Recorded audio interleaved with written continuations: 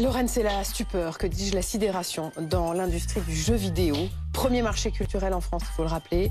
Parce que dimanche, un hacker a mis en ligne les premières images du jeu le plus attendu de la décennie, GTA 6. Il les a mises en ligne parce qu'il les a piratées. Exactement, c'est du jamais vu dans l'histoire des jeux vidéo. 90 vidéos dévoilées dimanche, plus d'1 heure d'images top secrètes du jeu, visibles partout.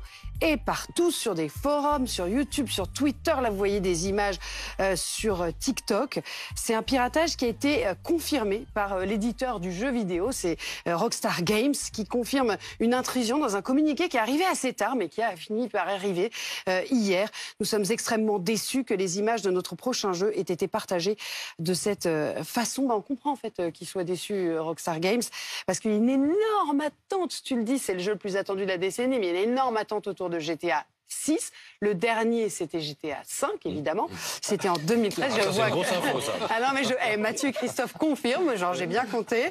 C'était en 2013, 170 millions d'exemplaires vendus. Alors vous imaginez bien que ce jeu vidéo, le 6e, il est développé dans le plus grand secret. D'ailleurs, il n'y avait aucune date de sortie qui avait été communiquée. On ne sait pas quand il sort, quoi. Il est toujours en développement. Qui est le hacker ? Alors le hacker, il se fait appeler Teapot Uber Hacker. C'est lui qui a revendiqué le piratage. On ne sait pas qui il est, si c'est un homme, si c'est une femme. On ne sait pas quel âge il a.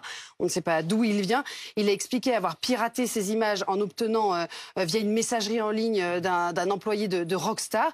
On voit que sur ces images, on voit il y a des, vous voyez, il y a des petits textes qui sont écrits. Ce sont des images encore en test. Ce sont des prototypes.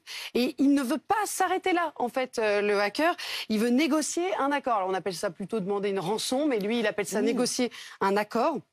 En fait, il dit qu'il a le code source de GTA 5 et de GTA 6 et il veut tout simplement négocier cet accord. Et sinon, il menace de donner d'autres données sur le jeu. Alors, il y a quelques heures, il a dit qu'il n'avait plus le code source de GTA 6, donc je ne sais pas pour l'instant ce que ça veut dire, mais à mon avis, c'est une affaire à suivre. Mais est-ce que ça change les plans pour la sortie du jeu, pour son éditeur? Alors, il n'y aura toujours pas de date de sortie communiquée. Il y a moins d'effets de surprise parce qu'on sait que ça se passe, par exemple, à Vice City, grâce aux images. C'est une ville qui a comment dire, qui est bien connue des fans de GTA. On voit qu'il y a 2 personnages qui sont incarnés dans GTA 6, Lucia et Jason. En tout cas, eux, ils ont fait le ménage toute la nuit, Rockstar Games. Ils ont fait la chasse aux leaks toute la nuit, aux fuites, comme on dit. Ils ont effacé de nombreuses vidéos publiées sur les réseaux. Bon, mais en même temps, c'est pas grave, parce que ça fait parler d'eux. Exactement.